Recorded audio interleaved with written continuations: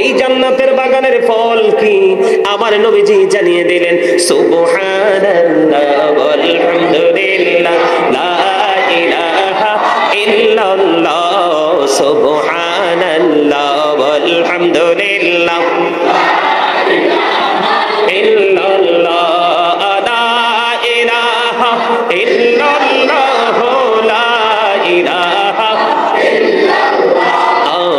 আরশ কুরসি লৌহ কলম সৃষ্টি যাহার ওসিলা, আরশ কুরসি লৌহ কলম সৃষ্টি যাহার ওসিলা, নিজে আল্লাহ খুশি হইয়া নাম রাখিলেন হাবিবুল্লাহ, সুবহানাল্লাহ আলহামদুলিল্লাহ লা ইলাহা ইল্লাল্লাহ, সুবহানাল্লাহ আলহামদুলিল্লাহ লা ইলাহা ইল্লাল্লাহ, লা ইলাহা ইল্লাল্লাহ, লা ইলাহা ইল্লাল্লাহ।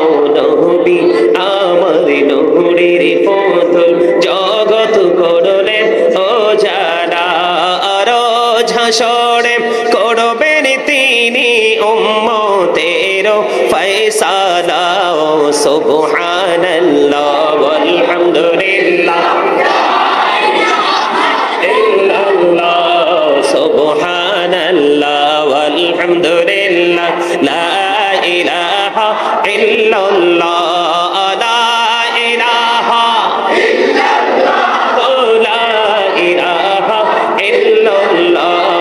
নামের সাথী নাম মিশাইয়া যারে আল্লাহ পাঠাইলা, নামের সাথী নাম মিশাইয়া যারে আল্লাহ পাঠাইলা, নিজে আল্লাহ দোস্ত বলে তাহার প্রেমে মজিলা, সুবহানাল্লাহ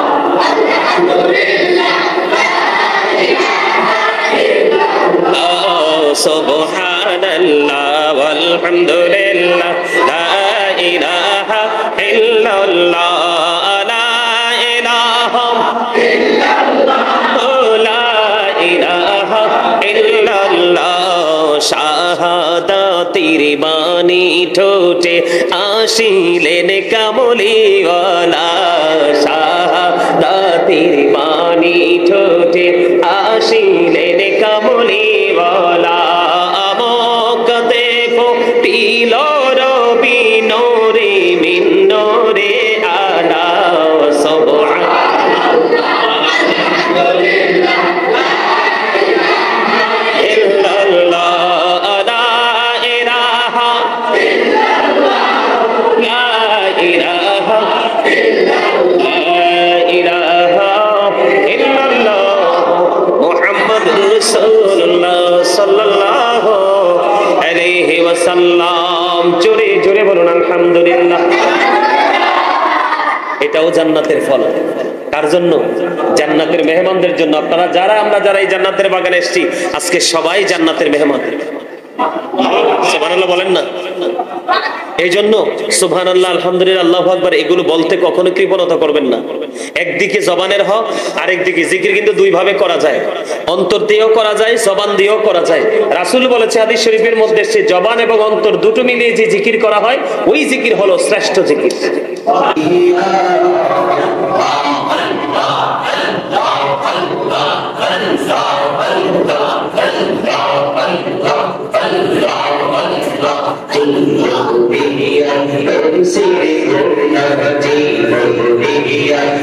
সিরে গোনা ক্ষমা করে দাও রে দয়াল, ক্ষমা করে দাও। এই রে গোনা গলিম ক্ষমা করিয়া, গোনা গলিম ক্ষমা করিয়া, কবুল করে নাও রে দয়াল, কবুল করে নাও। আল্লাহ আল্লাহ আল্লাহ আল্লাহ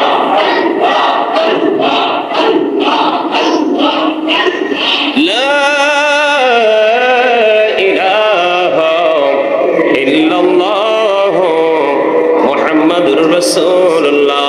সাল্লাল্লাহু আলাইহি ওয়াসাল্লাম। সকলে বলুন আলহামদুলিল্লাহ। আল্লাহ রাব্বুল আলামিন আজকে আমাদেরকে এই পবিত্র আশুরার দিনে আমাদেরকে জান্নাতের বাগানে আসার বসার তৌফিক দিয়েছেন। আল্লাহর হাবিবের শানে কয়েক মর্তবা দরুদ ও সালাম এবং আল্লাহর জিকির করার তৌফিক আল্লাহ আমাদেরকে দিয়েছেন। সে শুকরিয়া দান সকলে পড়ুন আলহামদুলিল্লাহ। আজকে এই যারা এই নূরানি ঈমানি ইরফানি জলসা যারা সাজিয়েছেন পবিত্র আসর উপলক্ষে, যারা টাকা দিয়ে, পয়সা দিয়ে, অর্থ দিয়ে, বুদ্ধি দিয়ে, শ্রম দিয়ে, সার্বিক সহযোগিতার মাধ্যমে এবং যারা উপস্থিত হয়ে জান্নাতের বাগানকে সৌন্দর্যমণ্ডিত করেছেন এবং আমার পর্দার অন্তরালে যে মা বোনেরা রয়েছেন সকলের প্রতি আমার আন্তরিক সালাম। আসসালামু আলাইকুম ওয়া রাহমাতুল্লাহি ওয়া বারাকাতুহু। সম্মানিত উপস্থিতি, আল্লাহ রাব্বুল আলামিন 12টি মাসের মধ্যে 4টি মাসকে সম্মানিত করেছেন। কয়টি? 4টি মাস। কয়টি মাস? এর মধ্যে একটি মাস হচ্ছে মুহররম মাস, এই মাস। আরেকটা হলো মেরাজের চাঁদ, রজবের চাঁদ। আর দুইটা হলো একসাথে, যে গত জিলহজ এবং জিলকদ। কয়টা? 4টা মাস। এই মাসে কোন ধরনের ইসলাম বিদ্বেষী কাজ, যেটা কোরআন হাদিস সাপোর্ট করে না, এগুলো করা টোটাল হারাম। কোন ধরনের গর্হিত কাজ করা যাবে না। তা আমি আসলে আজকের যে পরিবেশ পরিস্থিতি, যদি মসজিদে প্রোগ্রামটা না হয়ে যদি প্যান্ডেলে হতো, হয়তো আমি আজকে আসতাম না। কারণ আপনারা দেখছেন কি পরিমাণ বৃষ্টি। এই বৃষ্টিতে কিন্তু আসলে এই প্রোগ্রামগুলো করা যায় না, যায় না। তো তারপর আলহামদুলিল্লাহ আল্লাহর কাছে শুকরিয়া জ্ঞাপন করছি যে আপনারা সবাই উপস্থিত হয়েছেন। আর যারা আসতে পারেনি, আশা করি যদি আল্লাহ রহমত করে তারাও আসবেন। সম্মানিত উপস্থিতি, আমি অনেক কষ্ট করে আসছি, কারণ প্রতিদিনই দৌড়াইতে হয় আমাদেরকে, আসা যাওয়া, কথা বলা। আলেম ছাড়া আরেকটা আলেম কিন্তু আরেকটা আলেমের কষ্ট বোঝে না। তা আমি আপনাদেরকে বিনীতভাবে অনুরোধ করব, আমাদের যে স্পেশাল যে দিনগুলো আছে, রজনীগুলো আছে, এর মধ্যে সবচেয়ে গুরুত্বপূর্ণ একটা রাত হলো আজকের রাত। কিসের রাত? 10 তারিখ হিসাবে। আজকে কিন্তু 10 তারিখ অলরেডি শুরু হয়ে গেছে। কি হয়ে গেছে? আরো জোরে বলেন, কি হয়ে গেছে? শুরু হয়ে গেছে। আজকে আমি মুহররম মাসের ফজিলত, বরকত, এই 10 তারিখের বরকত নিয়ে আমি আপনাদের সামনে আলোচনা করব। তা আপনারা সবাই আদবের সাথে, ধৈর্যের সাথে এই কথাগুলো শুনবেন, এটা আমি আপনাদের কাছে বিনীত অনুরোধ করব। কারণ আমাদের যে বর্তমান যে এখন পরিস্থিতি, বর্তমান যে আমাদের বাংলাদেশের সময়, এই সময়টা কিন্তু, পরিস্থিতিটা, পরিবেশটা কিন্তু পুরোই আমাদের প্রতিকূলে, অনুকূলে নাই। অনুকূলে না থাকার একটা মাত্র কারণ, আমরা প্রকৃত যে রং লাগিয়ে আমাদের জীবন যাপন করার কথা ছিল, আমরা প্রকৃত সেই রং কিন্তু আমাদের হৃদয়ে লাগাইতে পারি না। আমরা যে রংটা লাগিয়েছি আমাদের হৃদয়ে, সেই রংটা আমার প্রেজেন্ট এন্ড ফিউচারে দুটোকেই ধ্বংস করে দিবে, ডিমলিশ করে দিবে। এই দুটো জিনিস, বর্তমান এবং ভবিষ্যৎকে। সেই জায়গাটা কোনটা? দুনিয়ার প্রেম। হাদিস শরীফের মধ্যে এসেছে, দুনিয়ার মোহাব্বত সব অপরাধের মূল। হুব্বুদ দুনিয়া রাসু কুল্লি খতিয়া। দুনিয়ার মোহাব্বত সব অপরাধের মূল। সম্মানিত উপস্থিতি, আপনারা যে যার মতো করে বসলে হবে না, এটা জান্নাতের বাগান। সুন্দর করে আপনাদের হুজুর কিন্তু উনি বারবারই বলেছেন, আমি রুমে থাকা সত্ত্বেও তিনি বলেছেন না, এটা আপনাদেরকে মনে রাখবেন সব সময়। সম্মানিত উপস্থিতি,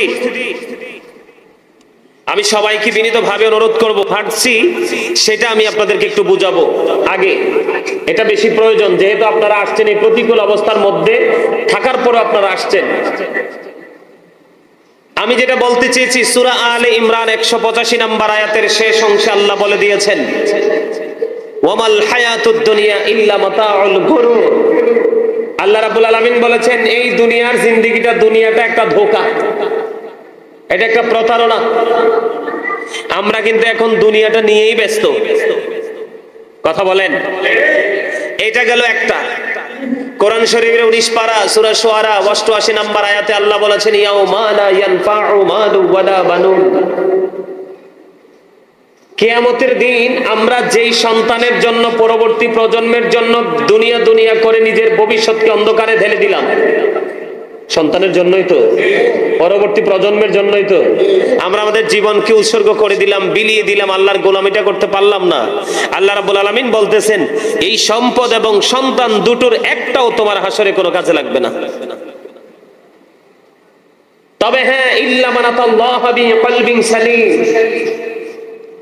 ওই ব্যক্তিগুলো, ওই মানুষগুলো ব্যতীত। কোন মানুষগুলো?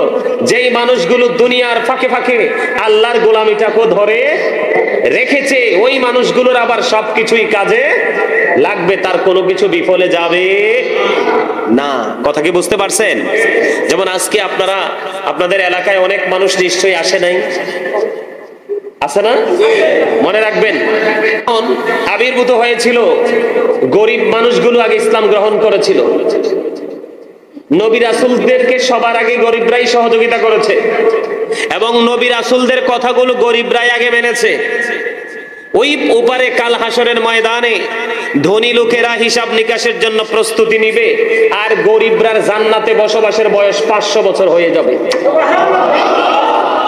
এই জন্য এই যুগে এসেও দেখবেন গরিবরা পবিত্র কাজের আগে থাকে আর ধনী লোকেরা নষ্ট কাজের আগে থাকে। ওমা, হ্যাঁ অথবা না একটা তো বলবে, বুঝেন নাই? The rich are not always happy, ধনীরা সব সময় সুখী নয়। আর পৃথিবীর দৃষ্টিভঙ্গি থেকে যদি বলি, the poor are born to suffer, গরিবরা জন্মগ্রহণ করেছে দুঃখ ভোগের জন্য। গরিবদের জন্য কিন্তু আসলেই পৃথিবীটা দুঃখের। কথা বলে না কেন? আরে কথা বলতে হবে তো। এই জবান আপনি কি মনে করছেন চানাচুর খাওয়ার জন্য দিছে? চা দোকানে বসে বসে মানুষের বদনাম করার জন্য দিছে? বন্ধুদেরকে নিয়ে অপ্রাসঙ্গিক, অগ্রহণযোগ্য, অপ্রত্যাশিত ভাবে বক্তব্য দেওয়ার জন্য দিয়েছে? কেন দিয়েছে জানেন না তো? আল্লাহ বলেছেন remember me then I will remember you. Allah বলেছেন ফাযকুরুনি আযকুরুকুম, তোমরা আমাকে স্মরণ করো, আমি তোমাদেরকে স্মরণ করব। সুবহানাল্লাহ। আমার এই পিচ্ছিটা মনে বুঝতে পারছে আমার ল্যাঙ্গুয়েজটা, থ্যাংক ইউ। তোমার হাসিতে বুঝতে পারছি। এরকম কিছু মজা বুঝলে না ওয়াজ শুনতে ভালো লাগে, তাই না? আল্লাহ কইছে তোমরা আমারে ডাকো, তোমরা আমারে স্মরণ করো, তাইলে আমি তোমাদেরকে স্মরণ। এখানে কন্ডিশন আছে না নাই? আছে না? এখন স্মরণ কোনটাকে বলে? জিকির কাকে বলে? জিকির শব্দের অর্থ হলো স্মরণ করা, ইংলিশে যেটাকে বলা হয় রিমেম্বার। সুবহানাল্লাহ বললেন, এটাও জিকির। আলহামদুলিল্লাহ বললেন, এটাও জিকির। আল্লাহু আকবার বললেন, এটাও জিকির। লা ইলাহা ইল্লাল্লাহ বললেন, এটাও জিকির। কাউকে ভালো কাজে ডাকলেন, এটাও জিকির। কাউকে মন্দ কাজ করতে দেখে থামিয়ে দিলেন, এটাও জিকির। হজ করতে গিয়েছেন, এটা হলো জিকির, জিকিরের জুলুস। নামাজ পড়তে এসেছেন, এটাও জিকির, এটা হলো জিকিরের জলসা। আরো জোরে বলেন না সুবহানাল্লাহ, আরো জোরে। এই যে সুবহানাল্লাহ বলছেন, লাভ হয়েছে কি জানেন? লাভটা কতটুকু হয়েছে বুঝতে পারছেন? পারেন নাই, বুঝেন নাই? বন্ধুরি আমার, আমার নবী, আপনার নবী দু জাহানের বাদশা নবী, রাহমাতাল লিল আলামিন, তিনি জানিয়ে দিয়েছেন আমার উম্মতেরা, যখন তোমরা জান্নাতের বাগানে যাও, তখন তোমরা জান্নাতের বাগান থেকে কিছু ফল খেয়ে নাও। ইয়া রাসূলুল্লাহ, ইয়া হাবিবাল্লাহ, নবী গো। বুঝে নিতে হবে ওয়াজ, এটা কিন্তু একটা ক্লাস। এই কথা বলা যাবে না। Stop your mouth everybody. সকলের জবানকে বন্ধ রাখতে হবে। You listening my lecture very attentively. আমার কথা সবাইকে মন দিয়ে শুনতে হবে। যদি ভালো না লাগে, I say go to your seat, বাসায় চলে যেতে হবে। ঠিক কি না? কারণ এটা একটা ক্লাস, তো প্রফেশনালিটি, টিচিং প্রফেশন। আপনারা আমার বাবার বয়সে, কিন্তু এই মুহূর্তে সবাই আমার স্টুডেন্ট। এটা বিশ্বাস করে বসতে হবে, তাহলে বের হয়ে যাওয়ার সময় হিরো হয়ে যেতে পারবেন। আর যদি মনে করেন না, তাহলে জিরো হয়ে যেতে হবে। কথা কি বুঝতে পারছে? আর আশা করি ইনশাআল্লাহ, আল্লাহ চাই তো আজকে আমি আলোচনা করে মজা পাবো। কারণ আজকে যে মানুষগুলো আমার আশেপাশে, প্রত্যেকটা মানুষের হৃদয়ে ভরা এখনো প্রেম। কারণ এই মুরব্বীদের হৃদয়ে আল্লাহ রাসূল একবারে সর্বক্ষণ থাকে। 2-4 জন আছে ব্যতিক্রম, কিন্তু ম্যাক্সিমাম মুরব্বীর অন্তরই প্রেম ভালোবাসায় ভরা। আর বর্তমান প্রজন্মের যুবক যুবতী ম্যাক্সিমামের অন্তর হিংসা, আত্মগরিমা আর নোংরামিতে ভরা। ঠিক কিনা বলেন? আমি আজকে বলে যাই আপনাদেরকে, আপনারা যদি আপনাদের প্রেজেন্ট নেক্সট যে জেনারেশন তাদেরকে যদি আপনি আপনার ধর্ম সম্পর্কে, ইসলাম সম্পর্কে, ঈমান সম্পর্কে যদি না বুঝিয়ে যান, আপনারা চলে যাওয়ার পরে এখানে ইসলাম থেমে যাবে। কারণ এখনকার ছেলেরা ইসলাম কিছু বোঝে না। এটার জন্য দায়ী হলো বাবা মা। পৃথিবীর কোন টিচার পারবে না যেটা বাবা মা পারবে। আপনাদেরকে বুঝে নিতে হবে, every parent should take care their children very carefully. প্রত্যেকটা পিতামাতার উচিত তাদের সন্তানের দায়িত্ব যত্ন সহকারে পালন করা। আর আমরা ছেলে হিসাবে, সন্তান হিসাবে আমাদের উচিত we should Obi our parents. আমাদের প্রত্যেকের উচিত আমাদের পিতামাতাকে মান্য করা। কারণ বাবা মাকে মানা, বাবা মাকে ভালোবাসা ফরজ, তাদেরকে কষ্ট দেওয়া হারাম। বাবা মাকে ভালোবাসলে আপনি হবেন গ্রহণযোগ্য একজন সন্তান, গ্রহণযোগ্য একজন উম্মত, গ্রহণযোগ্য একজন বান্দা। কারণ paradise of the child under the feet of the mother, ইন্নাল জান্নাতা তাহতা আকদামিল উম্মাহাতিকুম। তোমাদের মায়ের পায়ের নিচেই তোমাদের জান্নাত। এই জন্য আমি আপনাদেরকে বললাম, এই যে দেখেন আপনাদের এলাকায় কি ছেলে নাই? কথা বলেন না, কথা বলেন। ছেলে আছে না? ইয়াং ছেলেরা আছে না? কিন্তু তারা কি আজকে এসেছে? 2-4 জন ছাড়া কেউ কি এসেছে? অনেক ঘরে বসে আছে না এই মোবাইলটা নিয়ে। এটা বিষাক্ত সাপের চাইতেও ভয়ঙ্কর। পৃথিবীর সাপে যদি সবল মারে বিষ নামানো সম্ভব, কিন্তু এই সাপের বিষ নামানোর ওঝা এখনো পৃথিবীতে সৃষ্টি হয় নাই। আপনারা বুঝে নেবেন, আপনার সন্তান এটার কারণে ধ্বংস হয়ে গেছে। কি হয়ে গেছে? এটার কারণে ধ্বংস হয়ে গেছে। আপনাদেরকে অনেক কষ্ট করে এসেছি। রিপন ভাই তো বলতেছে যে হুজুর আমি মনে করছি আজকে আপনি আসবেন না। আমার মানে বিশ্বাস ছিল না। আমি বলছি যে না, আসবো না কেন, কথা তো দিয়েছি। আর আজকে রাত কোন রাতের সাথে মিলানো সম্ভব না। এটা এত বড় নিয়ামত। আমি একটু পরে আলোচনা করে ঢুকতেছি, আগে আপনাদেরকে একটু বুঝাই, বিরক্ত হয়েন না। আল্লাহ রাসূল বলেছেন, আদিবু আওলাদাকুম আলা সালাতি খিসালিন হুব্বি নবিকুম ওয়া হুব্বি আহলি বাইতিহি ওয়া আলা কিরাতিল কুরআন। বাবা মাকে দায়িত্ব দিয়েছে কাকে? যারা বাবা মা হয়েছি, সন্তানের বাবা মা হয়েছি, আল্লাহ রাসূল তাদেরকে দায়িত্ব দিয়েছেন। হুব্বি নবিকুম, তোমরা তোমাদের সন্তানদেরকে নবীর প্রেম শিখাও। Teach the love of the prophet, নবীর ভালোবাসা শিখাও। কারণ নবীর প্রেম শিখানো ফরজ, এটা ঈমান। এরপরে বলেছেন হুব্বি আহলি বাইতিহি, টিচ ফ্যামিলি লাভ, নবীর পরিবারের ভালোবাসা শিখাও, কারণ এটাও তোমাদের জন্য ঈমান এবং ফরজ।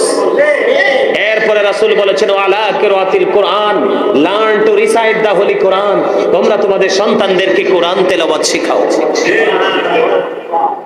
আমরা কি সেই কাজটুকু করছি?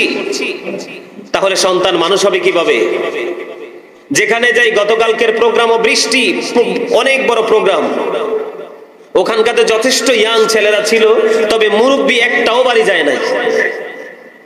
সবগুলো আলোচনাতে একবারে নিবিড় ভাবে বসে আলোচনা শুনেছে। তো আপনাদের কি বলছি, আপনাদের সন্তানদেরকে এই শিক্ষাটা দিতে হবে। নবীর প্রেম ফরজ, নবীর পরিবারের প্রেম শেখানো ফরজ, কোরআন তেলাওয়াত এটা আপনাদেরকে বুঝতে হবে, শিখতে হবে, জানতে হবে। যদি আজকে জানতেন, আপনাদের জানাতেন, আপনাদের আগে আপনাদের সন্তান আজকে মসজিদ ফিল আপ করে দিত। দিত কি দিত না? দিত। কিন্তু ওরা তো ওই জগতে নাই। ওরা যেটা লালন করছে সেটা হলো জাহান্নামের একটা অংশকে তারা নিয়ে লালন করছে, ধারণ করছে। সেটা হলো ইহুদিদের কালচার। আল্লাহ রাব্বুল আলামিন বলেছেন ইন্নাল কাফিরিনা কানু লাকুম আদুওয়াম মুবিনা।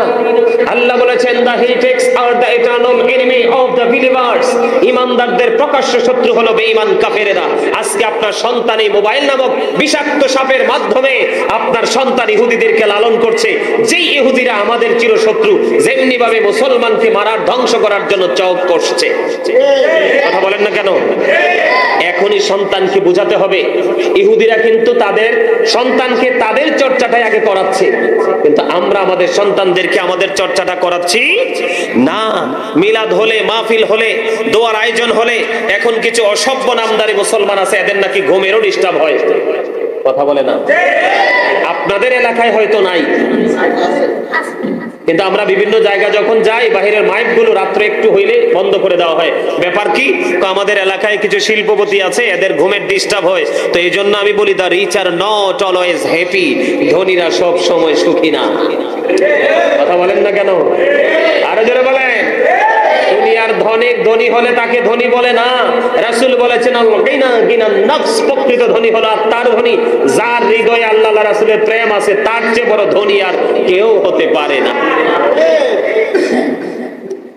এখন আমরা সেই ধন, আমরা যে সম্পদ কুড়াতে এসেছি আজকে,